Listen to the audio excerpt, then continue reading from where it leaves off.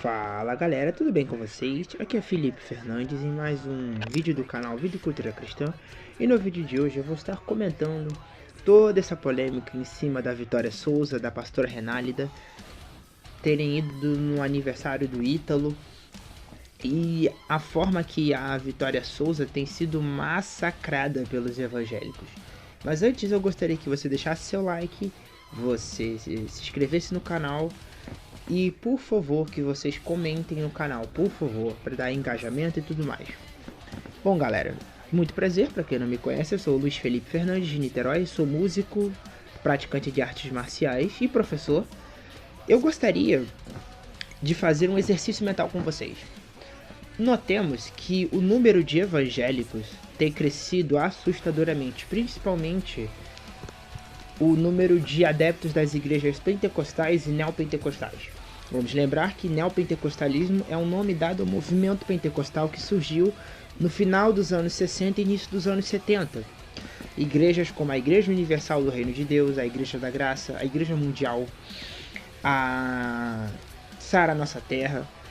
Os grandes pilares da teologia neopentecostal eu vou comentar num outro vídeo, mas basicamente a teologia neopentecostal acredita nos dons do Espírito Santo, no falar em línguas, em profecias e tudo mais. A Universal mesmo não tem abertura para reteté, essas coisas do tipo, para profecia, entende? Nesse ponto eles são tradicionais, eles creem que a profecia maior é a Bíblia. Existem outras igrejas também mais abertas para isso, mas observa que o neopentecostalismo é provavelmente, se não é, a maior linha teológica evangélica seguida, entende? Então observe que nessa cultura pentecostal e neopentecostal, nós vemos que existe uma espécie de glamorização da desinformação. Por que eu digo isso? Quando você estuda a história do pentecostalismo, da chegada da Assembleia de Deus no Brasil, você observa que os fundadores da Assembleia, o Gunnar Wingre e Daniel Berg, eram pastores batistas, né? Estudiosos, só que a maioria esmagadora dos membros eram pessoas de áreas carentes. Então existe uma cultura no meio pentecostal de dar oportunidade a pessoas iletradas. Para você ser pastor numa igreja presbiteriana ou batista, você precisa passar por um seminário e por uma avaliação. Só que em muitos redutos, muitos círculos pentecostais e neopentecostais, muitas das vezes a pessoa abriu uma igreja e ela sequer passou por uma mentoria, às vezes sequer pisou num seminário, ou sequer sabe que existe bons seminários assim, entendeu? E o que acontece é que existem muitas pessoas que nunca foram bem ensinadas. E aí existe uma ideia no meio pentecostal de que quanto mais iletrada a pessoa é, mais Deus usa. É nisso que a Vitória Souza caiu. Porque a verdade é que é muito comum nas igrejas pentecostais você dar oportunidade para crianças cantarem, trazerem uma palavra, essas coisas do tipo. Só que a grande realidade é que isso levantou gerações de evangélicos ignorantes quanto à Bíblia.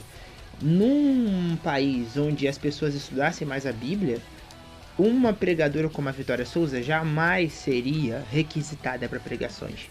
Então, na verdade, é muito mais imaturo quem convidou essa menina para pregar do que ela própria.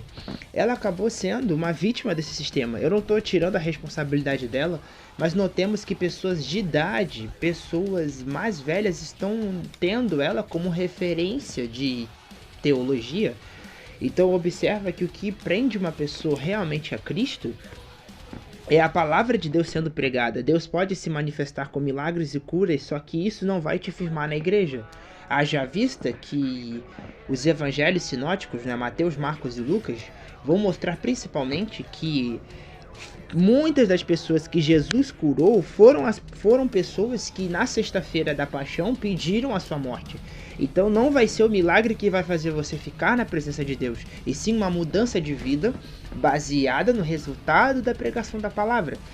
E aí que é o ponto. Felipe, a Vitória Souza, a Renálida, pregam um evangelho, amém? Mas qual é o evangelho que essas mulheres têm pregado? Nós vemos claramente que a teologia da prosperidade e a confissão positiva, que são dois pilares da teologia neopentecostal.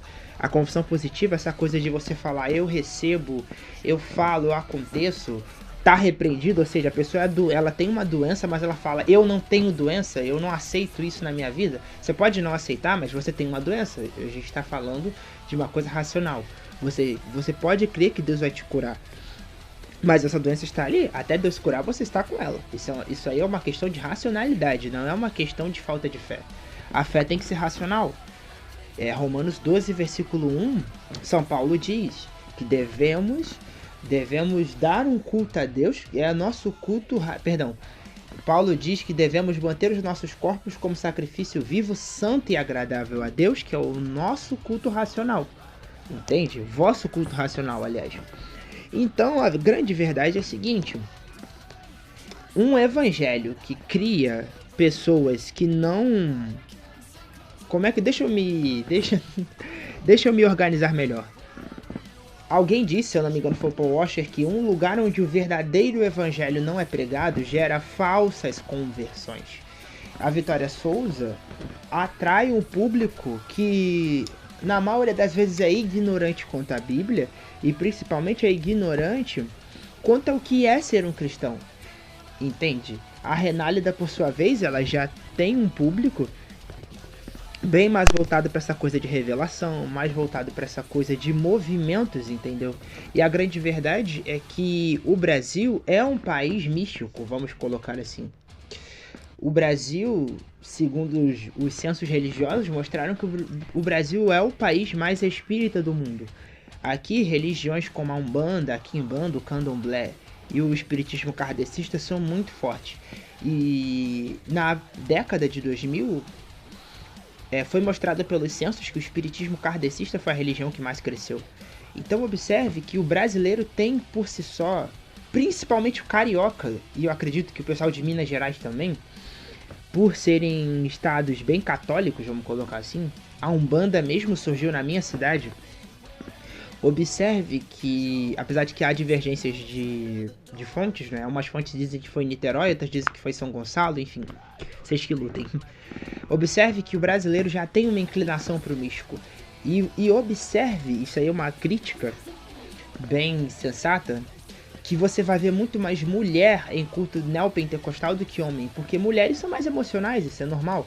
E observe que uma mulher chega, qualquer um chega falando meia dúzia de língua estranha, falando qualquer palavra, você já vê aquela pessoa chorando, se emocionando, às vezes ela cai na emoção, não é uma visitação do poder de Deus. Então a grande verdade é que quando a Vitória Souza profetizou na vida do Ítalo, a Renálida começa a pregar uma palavra de bênção, elas nada mais fizeram do que fazer o que elas estão acostumadas a fazer. Entende?